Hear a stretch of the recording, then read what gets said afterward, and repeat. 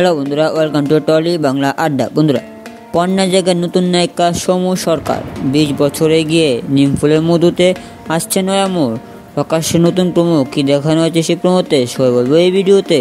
তো বন্ধুরা, ভিডিও শুরু করে গিয়ে তোমাদের সবাই বলছি এরকম এক্সক্লুসিভ নিউজ ভিডিওর জন্য টলি বাংলা আড্ডা চ্যানেলকে সাবস্ক্রাইব করে পাশে থাকা বেল আইকনটি প্রেস করে রেখো। তো চলো বন্ধুরা, জানা যাক কি দেখানো হয়েছে নতুন প্রোমোতে। বন্ধুরা, জি বাংলার জনপ্রিয় ধারাবাহিকগুলোর মধ্যে প্রথমেই উঠে আসে নিমফুলের মধুর নাম। দীর্ঘ সময় ধরে চলা এই ধারাবাহিক দর্শকদের অত্যন্ত পছন্দের।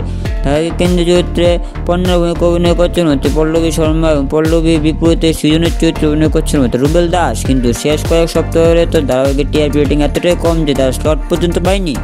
এদিকে নিমফুলের মধুর জায়গায় পরিণীতা ধারাবাহিকটি বেশ ভালো ফলাফল করছে।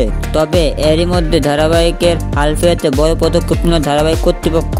সামনে এসেছে নিমফুলের মধুর ধারাবাহিকের নতুন প্রোমো ভিডিও। ধারাবাহিকের নতুন প্রোমো ভিডিওতে দেখাচ্ছে 20 বছর লিপ নিয়ে এগিয়ে গিয়েছে ধারাবাহিকের গল্প। বড় হয়ে গিয়েছে পটি সিদ্ধত্ব বাড়ি, সবাইকে সবার সঙ্গে আলাপ করিয়ে দিচ্ছে। ঠাম্মার বয়স এখন 99।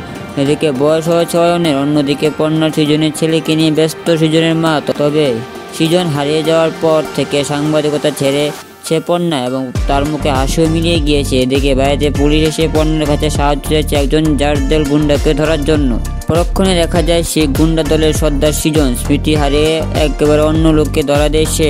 তার সঙ্গে দেখা যায় অভিনেত্রী আইনরি রায়কে, সেও গুন্ডা দলের সদস্য। পর্ণাকে চিনতে পারবে সৃজনকে।